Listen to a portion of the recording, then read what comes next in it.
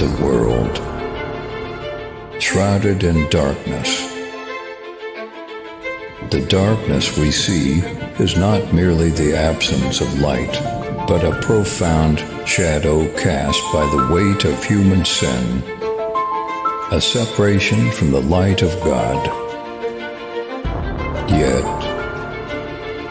in the midst of this darkness, a Savior emerges, Jesus Christ, the light of life, stepping into our brokenness to bring salvation. Nikmati penjelasan dari hambanya yang menyampaikan firman Tuhan hari ini. Dan jangan lupa subscribe, like, komen, dan share. Terima kasih. Syukur Tuhan untuk segala kebaikan Tuhan dalam hidupan kami. Untuk kesetiaan-Mu bagi kami Tuhan. Kau tidak pernah meninggalkan kami. Dan Kau tidak pernah menyerah atas hidup kami. Kau tidak menyerah atas pernikahan kami. Kau tidak menyerah dengan segala pelayanan yang Kau berikan kepada kami. Kau terus proses kami Tuhan. Karena proses adalah dasar dari sebuah perubahan. Perubahan seperti untuk menjadi serupa dengan Kau. Terima kasih Bapak, kami mau belajar bersama-sama. Segala kerendahan hati, biarlah Roh Kudus yang memimpin, Roh Kudus saja yang berbicara lebih keras daripada hamba-Mu. Terima kasih, dalam nama Tuhan Yesus kami berdoa. Amin.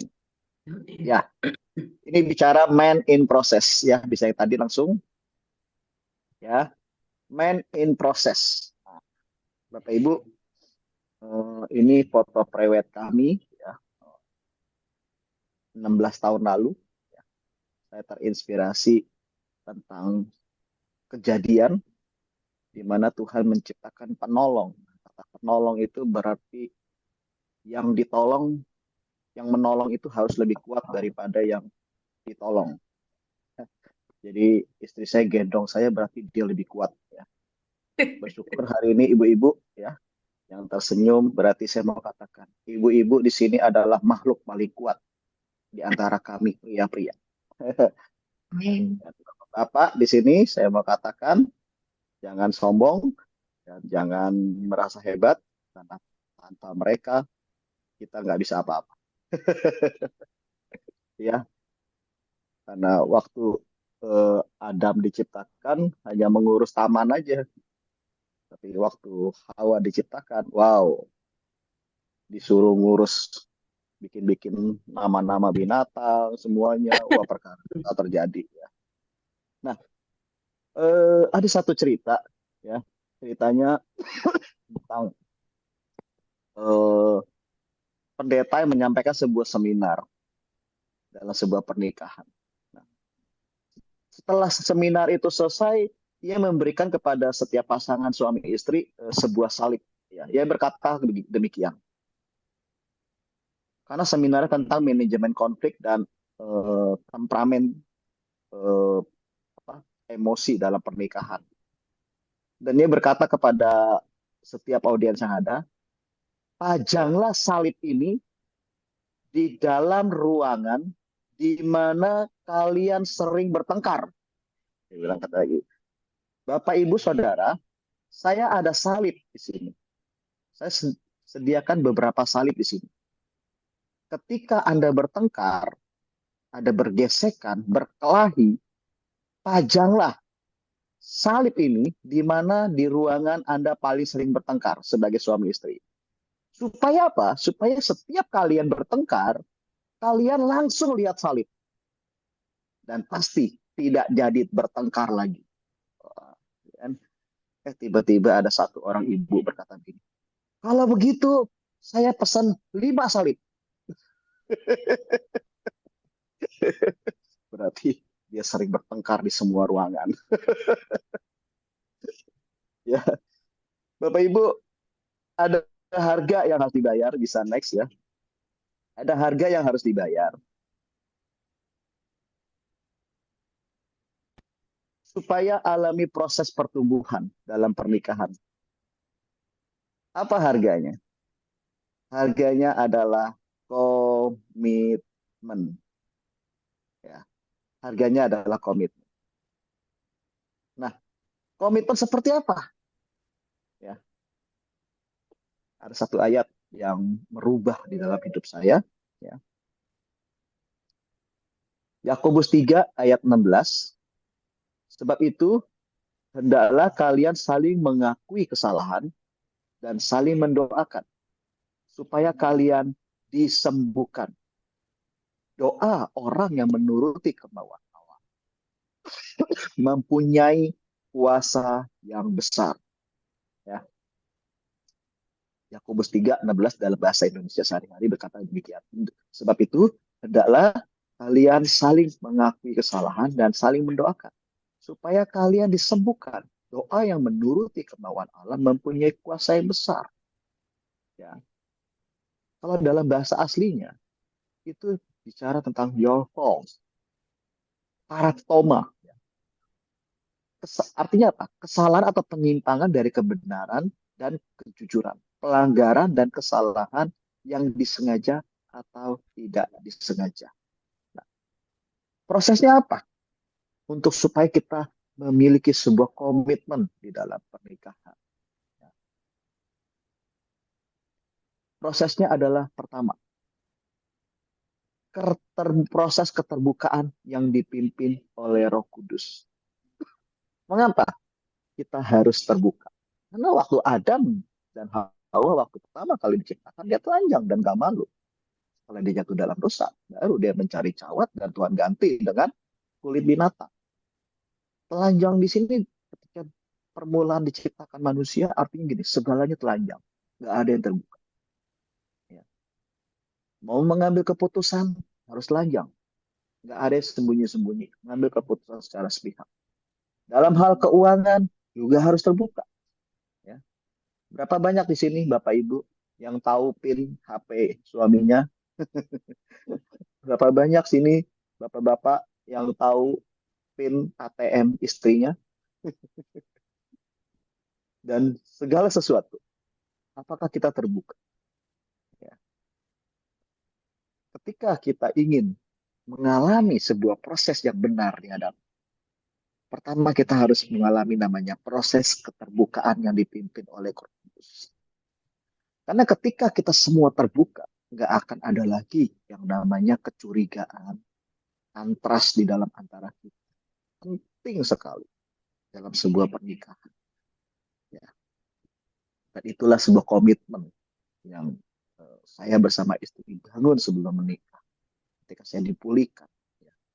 Saya dulu punya kehidupan yang hancur, hidup dalam kecemaran, free sex, dan sebagainya. Sebelum saya menikah, saya bereskan itu dulu. Saya terbuka sama dia. Walaupun awal-awalnya dia sulit untuk menerima. Tapi Roh Kudus dahsyat, roh yang manis, roh penolong, roh penghibur, roh yang selalu menguatkan. Kami bergantung pada Roh Kudus, jadi sebuah rekonsiliasi, dan disitulah ternyata proses awal bagaimana kami membangun sebuah komitmen. Akhirnya kami bangun komitmen. Pertama, komitmen kami adalah kita harus saling terbuka. Jujur apa adanya. Tidak ada yang kami sembunyikan. Ya. Nah, kenapa? Ed Cole bilang begini, pria yang berani mengakui kesalahannya adalah pria jantan. Nah, saya nggak kutip wanita ya. Nah, memang kebiasaannya begitu, ibu-ibu. Pria itu susah ngakuin kesalahan. Ya, susah ngakuin kesalahan. Tetapi apabila ada pria yang berani untuk mengakui kesalahan, wah itu pria jantan. Ed Cole bilang. Siapa Ed Cole? Ed Cole adalah bapak men's camp, bapak pria sejati. Ya. Dan mengaku dosa itu bukanlah aib di hadapan kita. Ya. Masih melakukan aura aib. Jadi bagi kita sebagai pria atau ibu atau wanita untuk mengaku dosa itu enggak aib. Tapi masih melakukan barulah aib. Gitu. Ya, saat kita tidak mau mengakui dosa, ya, disitulah kita masih mempertahankan ego kita. Disitulah banyak sekali area dalam kehidupan kita yang nggak akan pernah maksimal. Ya. Mungkin kita katakan, aku dosa saja sama Tuhan udah cukup ya. Karena bukan firman yang bilang Jika kita mengaku dosa kita, Ia adalah Allah yang setia dan adil. Ia akan menyucikan kita dan mengaku. Itu benar. Mengaku dosa di sini bukan bicara tentang secara vertikal, tapi bicara sesama. Ya. Tadi katakan Yakobus 3:16, hendaklah kamu saling mengaku dosa. Artinya apa? Ketika ada saling, berarti ini untuk sesama. Ya. Nah, disitulah ada terus proses pengampunan. Ya. Bagaimana kita bisa mengalami pengampunan dari sesama kita kalau kita nggak pernah mau terbuka? Bagaimana kita bisa mengalami pengampunan dari Tuhan kalau kita nggak mau terbuka? Ya. Jangan seperti Adam. Adam itu ketika dicari di mana engkau, ya, dia nyalahin si Hawa. Si Hawa belajar dari si Adam, suaminya. Dia lempar kesalahan kepada si ular. Silakannya, ya, yang altar kau bukan Adam dan Hawa. Si ular yang altar kau. Ketika dia panggil, dia yang ngangkat tangan itu loh. Ya, kalau bisa diilustrasi seperti itu. Terjadilah sebuah proses pengampunan. Nah, ketika kita nggak pernah mau terbuka, bagaimana kita bisa mengalami pengampunan? Ya, gitu. Nah, ini ada satu statement ya dari istri saya yang dikatakan, saat Anda nggak mau ngampuni, Anda tuh sedang lagi minum racun. Ya. Mengharapkan orang lain Anda benci, alami kematian. Ya. Jadi, ayo kita lepaskan pengampun. Ketika ada orang terbuka, disitulah momentum bagaimana kita melepaskan pengampun. Ya. Tetapi begini, kita nggak sembarangan terbuka. Perlu yang namanya hikmat pimpinan Roh Kudus. Ya. Sampai kesalahan kecil pun kita harus bereskan. Ya, karena nggak ada satupun di muka bumi ini yang nggak akan Tuhan singkapkan. Ya. Lebih baik kita yang singkapkan daripada orang lain atau Tuhan yang singkapkan. Wah, itu effortnya lebih berat, perjuangannya lebih berat. Ya, seperti telur, telur itu kalau umpamanya terjadi perpecahan dari dalam, jadi anak ayam kehidupan. Tapi kalau dipecahkan dari luar, itu jadi telur mata sapi, kematian. Ya, tapi kematian yang enak di atas piring. Ya, jadi proses kedua adalah proses mengampuni yang dipimpin Roh Kudus. Ya, saat kita mengampuni, kita merenungkan. Ya, saat kita mengampuni, kita boleh uh, merenungkan lagi. Ya, wow, waktu saya diampuni oleh istri saya dengan kesalahan perselingkuhan saya dahulu. Wow, di situ ketika saya diampuni, dulu saya tahu Yesus itu Maha Pengampun, Dia Maha Kasih. Begini, saya hanya sekedar tahu, tapi saya nggak pernah mengalami. Ketika saya terbuka, saya diampuni. Disitulah saya melihat, wow, saya ngalami penyertaan pimpinan Roh Kudus di dalam hal pengampunan. Nah, di situ terjadi sebuah pemberesan total. Ya, jadi ciri-ciri orang mengampuni seperti apa sih? Begini, kita bukan katakan ada yang bilang kalau kita udah ngampunin berarti kita sudah lupa. Enggak. Ya. Mungkin kalau cuci otak mungkin bisa lupa kali ya. Enggak. Kalau kita mengampuni, artinya saat masalah itu muncul kembali, dibicarakan, kita nggak sakit hati. Nah, minimal gitu, kita nggak sakit hati, ya. Atau begini, di dalam konflik dalam rumah tangga, kita ribut, terus ketika nyenggol masalah yang sama, kita marah lagi. Nah, itu masih berarti belum beres. Ya. Tapi kalau pamannya itu menjadi sebuah pembelajaran, menjadi sebuah topik diskusi, tanpa sebuah kemarahan, nah arti kita sudah mengampuni. Ya. Diagnosanya gampang. Kalau masalah itu muncul, ya, misalnya tetangga kita lah ya, ketika dia lewat, wah kita langsung buang muka. Nah itu namanya belum mengampuni. Ya, tapi kalau kita masih bisa nyapa dia, baik, ya shalom, nah itu arti kita udah beres kesalahan dia. Ya, nah saya merenungkan ya, ada 7 perkataan Yesus di atas kayu salib. Ya. Saya lihat begini, di dalam Lukas 23:34. Itu perkataan pertama dia bilang gini, ya Bapa, ampunilah mereka, sebab mereka tidak tahu apa yang mereka perbuat. Terus perkataan kedua dia bilang gini, aku berkata kepadamu, sesungguhnya hari ini juga engkau akan ada bersama-sama dengan aku. Firdaus. Kok ini sebuah paralel yang sangat begitu eh, berkesinambungan. Ya. Kita melihat ada sebuah pengampunan terbesar dari Tuhan Yesus. Ya. Ketika ada pengampunan terbesar, disitulah ada taman Firdaus, ada sorga. Wow, merenung. Kalau nggak ada pengampunan di atas kayu salib terhadap kita, pemberontak-pemberontaknya Allah yang sudah memberontak oleh karena dosa kita, yang sudah terpisah oleh Allah. Karena dosa kita yang sudah hampir masuk dalam maut. Tapi karena ada Yesus yang mengampuni kita, maka hari ini juga engkau bersama-sama dengan aku di Taman Firdaus. Wow, sebuah proses yang luar biasa. Ada sebuah mukjizat pengampunan dari Tuhan. Ya. Terkadang kita berkata gini, kamu nggak tahu sih masalah saya. Masalah saya itu berat. Bagaimana saya bisa mengampuni dengan total tanpa ada rasa sakit? Nggak gampang. Oke, oke. Saya bisa paham. Saya bisa paham. Ini pertanyaannya gini. Bapak Ibu, ketika Bapak Ibu mau minta ampun sama Tuhan, kira-kira Bapak Ibu mau minta pengampunan berapa persen dari itu? Ada di sini yang minta ampun sama Tuhan, Tuhan ampuni saya. Udah Tuhan ampuni saya 50% aja Tuhan. Enggak ya. Pasti ketika kita minta ampun, pasti total. Enggak ada yang minta 50% aja, 75 aja, atau 99% aja Tuhan ampuni saya. Enggak ada pasti. Pasti pengen diampuni 100%. Nah pertanyaannya gini, kok waktu kita minta ampun sama Tuhan, kita mengharapkan pengampunan dilupakan oleh dosa-dosa kita dengan segala penyesalan dan pertobatan 100% kita dibereskan. Pertanyaannya, kenapa orang bersalah sama kita? Kita nyicil-nyicil ngampuninnya.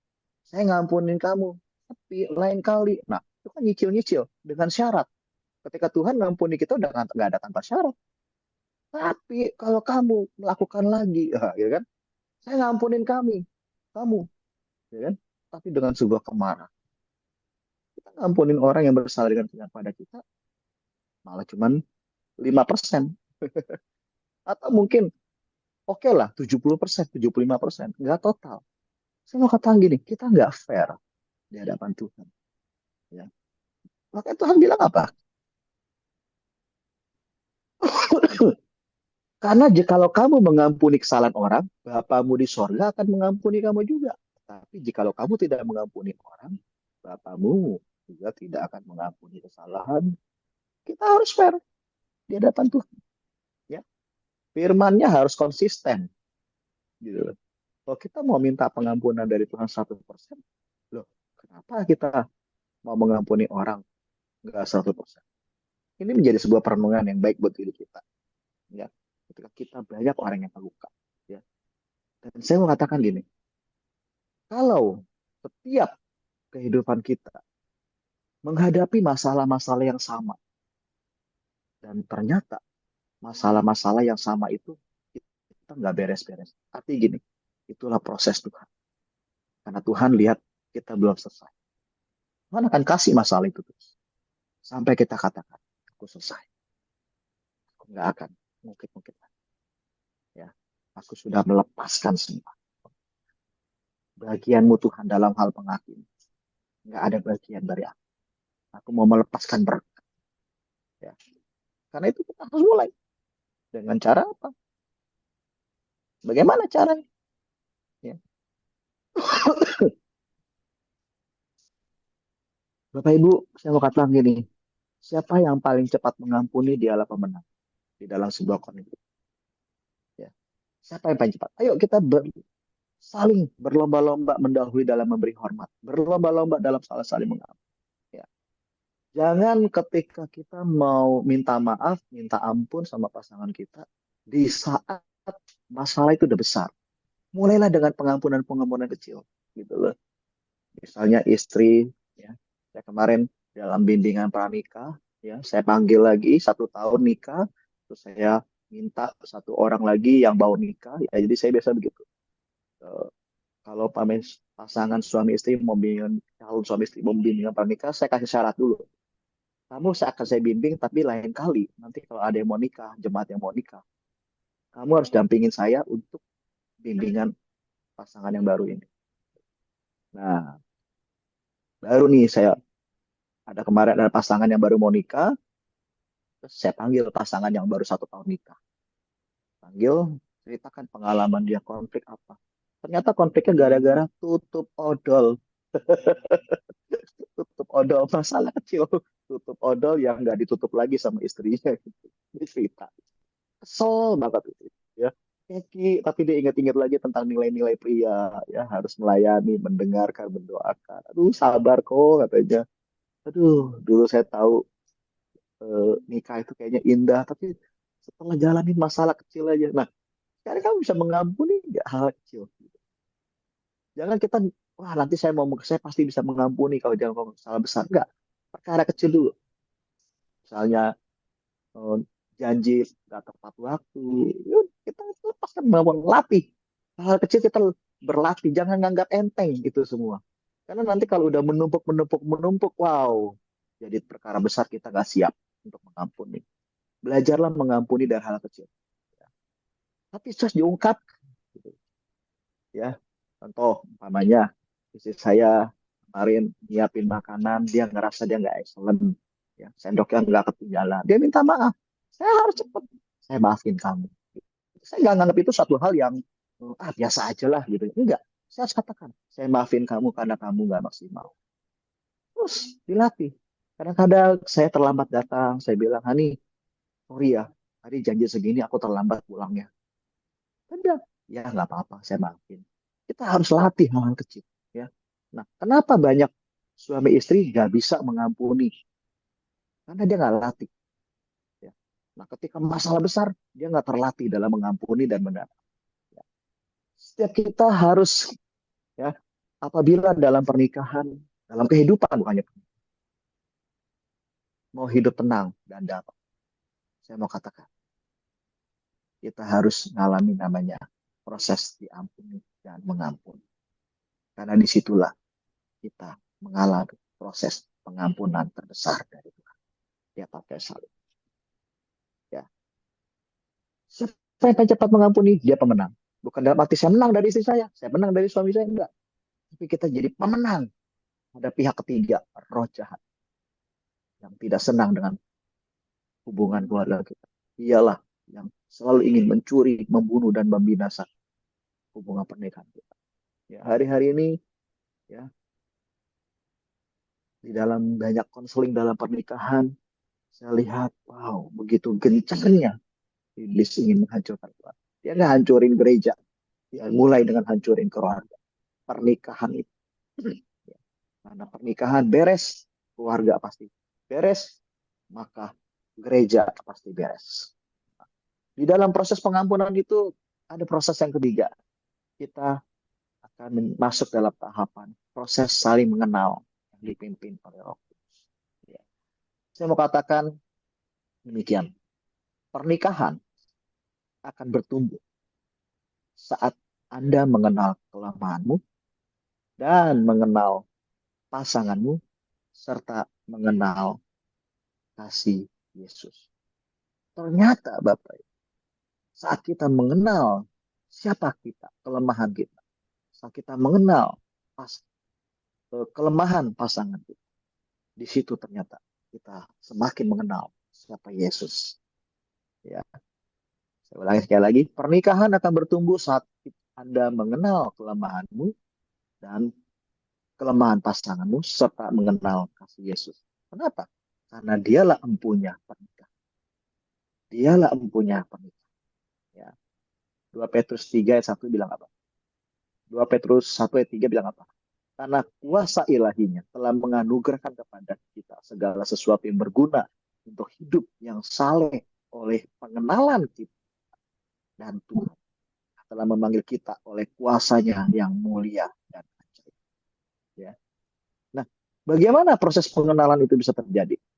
Ya, ada satu ayat yang walaupun pendek tapi powerful yang digunakan sepanjang kehidupan kita.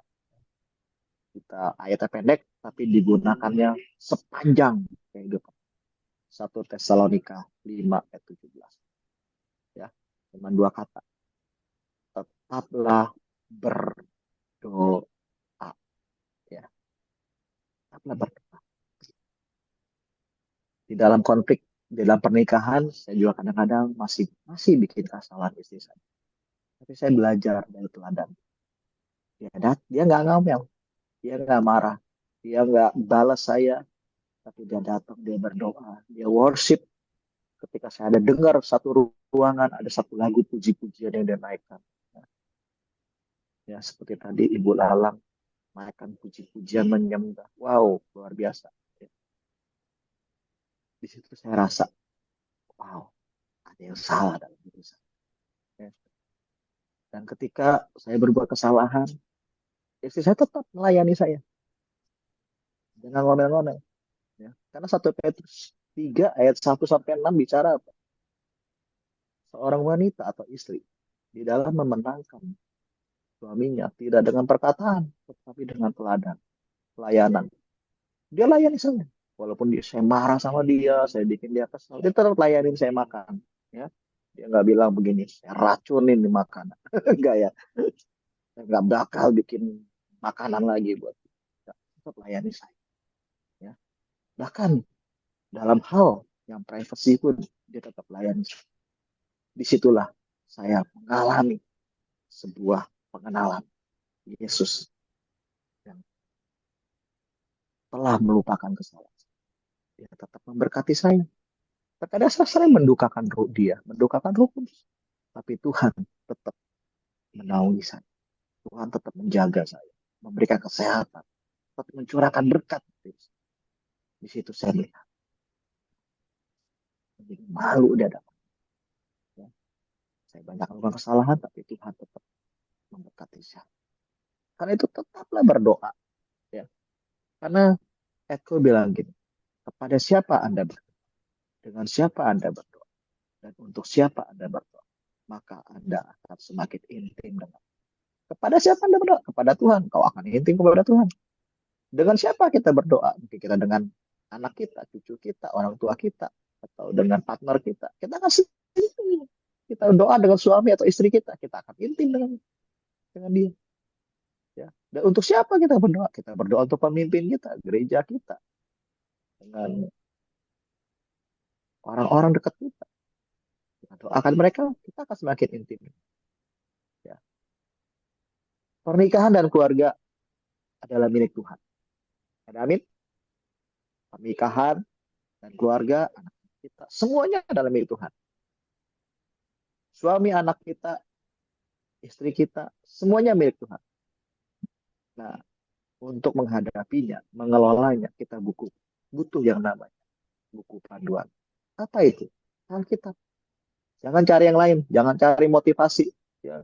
Bagaimana caranya supaya suami saya Google, ya, cari Google. Bagaimana caranya suami saya yang suka marah-marah itu supaya tidak marah-marah lagi, ya, cari Google.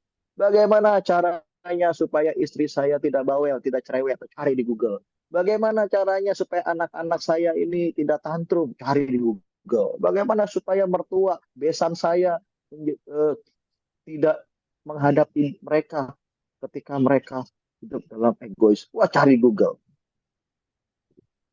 Bagaimana cara supaya memiliki hubungan seks yang sehat? Cari di Google. Ya, padahal semuanya sudah ada panduannya di Alkitab. Ya, ayo,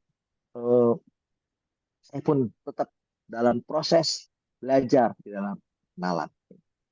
Ya, nah ada satu ayat yang sering saya ulang-ulang dan ini menjadi rema dalam hidup saya. Ya, Yakobus 1 ayat 12. Berbahagialah orang yang bertahan dalam pencobaan. Sebab apabila ia tahan uji, ia akan memperoleh mahkota kehidupan yang dijadikan Allah pada barang siapa yang mengasihi dia. Ya. Pencobaan ini ada dua makna. Namanya perasmos ya, dalam bahasa asli. Makna pertama adalah godaan untuk berbuat dosa. Baik dari keinginan, dari luar atau dari dalam.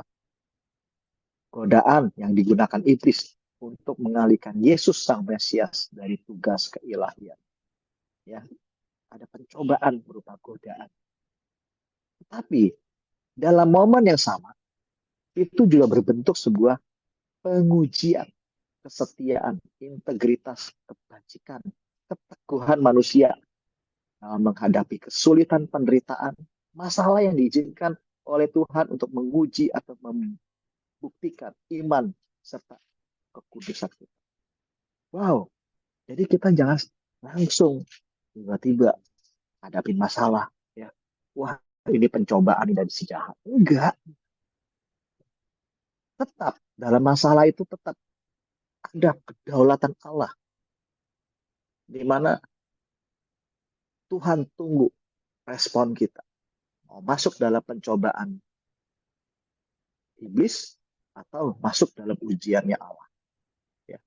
Ketika ada masalah, di situ bisa menjadi sebuah ujian. Di situ juga bisa menjadi sebuah pencobaan.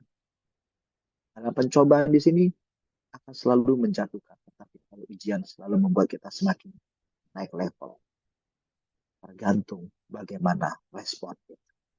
Suami kita marah-marah bikin keki, disitulah kita belajar mengenal siapa Tuhan kita.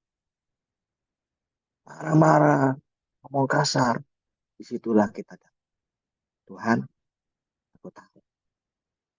Aku mau melewati ujian. Tolong saya.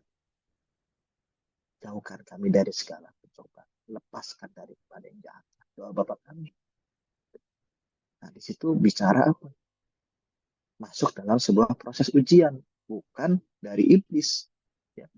Nah, iblis tidak mencoba, ya apalagi Tuhan. Nah, kita di sini dalam proses pengenalan, kita jadi ngerti apa yang Tuhan mau dalam diri kita. Ya. Bisa saya sebutkan dari awal, sama proses kita harus mulai dengan proses keterbukaan. Terbuka dulu di hadapan Tuhan.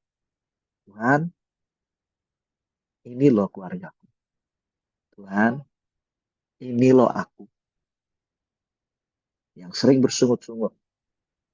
Yang sering gak sabar nunggu waktu. Terbuka dulu ya, di hadapan Tuhan. Ya. Ketika kita ingat ada kesalahan dan pasangan, dengan rekan pelayanan, datangin, beresin, minta ampun. Terlepas diampuni nggak diampuni masalah mereka. Yang penting gini, saya mau sembuh. Ya. Nah, baru kita masuk dalam proses tahapan yang kedua, pengampunan. Nah, di dalam proses pengampunan, kita punya sebuah komitmen di hadapan Tuhan untuk masuk dalam proses pengenalan dengan sesama kita, terutama pasangan kita. Saya berdoa kita semua terus dijamah, dipimpin oleh Roh Kudus di dalam setiap pernikahan. Betapa pentingnya lembaga pernikahan di hadapan Tuhan.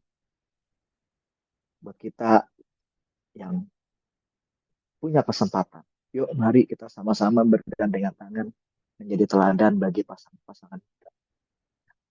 Kita membina mereka, memuridkan mereka. Saya percaya pernikahan Bapak Ibu akan semakin dahsyat, semakin luar biasa bagi pasangan-pasangan. Dengan segala permasalahan, pergumulan yang kita hadapi, jangan biarkan itu menjadi sebuah penghalang. Ya. Jangan kita bilang gini, keluargaku aja begini, bagaimana bisa memuridkan orang. Saya mau katakan, ya akan ada namanya keluarga yang sempurna. Ya. Datanglah kepada Tuhan, maka dia jadikan segala sesuatu menjadi baik. Jangan nunggu kita baik dulu, baru kita datang kepada Tuhan. Ya. Mungkin kita bilang, wah keluargaku udah good. Ya. Tapi good tulisannya gimana? G-O-O-D. Kalau dibuang God-nya, God, G-O-D, jadi zero. Good, G-O-O-D, ada Tuhan di situ. Huruf Tuhan, 3 huruf. G-O-D. Diambil, jadi zero. Saya mau katakan gini. Kita mungkin sudah good, tapi without God, we are zero. Ya. Mungkin kita sudah baik, tapi tanpa Tuhan, hidup kita kosong. Nggak ada apa-apa. Karena itu kita butuh kasih karunia. Saya berdoa setiap kita, mari kita dengan penuh keberanian menghampiri tata kasih karunia Allah. Surat Ibrani bilang apa? Janganlah kita menjauh dari kasih karunia. Supaya apa? Supaya jangan timbul segala macam kepahitan, dan segala macam kecemaran. Mari kita berdoa. Bapa, terima kasih Tuhan untuk penyegaran firman-Mu bagi kami. Biarlah ini tidak menjadi sebuah pengetahuan bagi kami, tetapi ini menjadi sebuah rema. Dan biar Roh Kudus menolong kami bagaimana hidup di dalam proses keterbukaan, proses pengampunan, proses pengenalan yang dipimpin oleh Roh Kudus, Roh yang manis itu, Roh yang menghibur, Roh yang menguatkan, Roh yang berdaulat. Terima kasih Tuhan, berkati keluarga-keluarga ini, percaya ada perkara besar bagi Bapak Ibu. The power of love yang sungguh cerminkan kasih Tuhan di dalam setiap komunitas. Berkati keluarga mereka, berkati pelayanan, berkati pekerjaan, berkati panggilan hidup. Dan setiap orang yang berjumpa dengan mereka, mereka juga berjumpa dengan Engkau. Dan kami berdoa Tuhan, agar setiap kami terus memiliki sebuah komitmen untuk merenungkan siapa Yesus, mengalami siapa Yesus, dan menceritakan siapa Yesus di mana-mana. Itu adalah pekerjaan yang gak boleh berhenti sebagai anak. Terima kasih Bapa, dalam nama Tuhan Yesus, kami berdoa dan kami naik.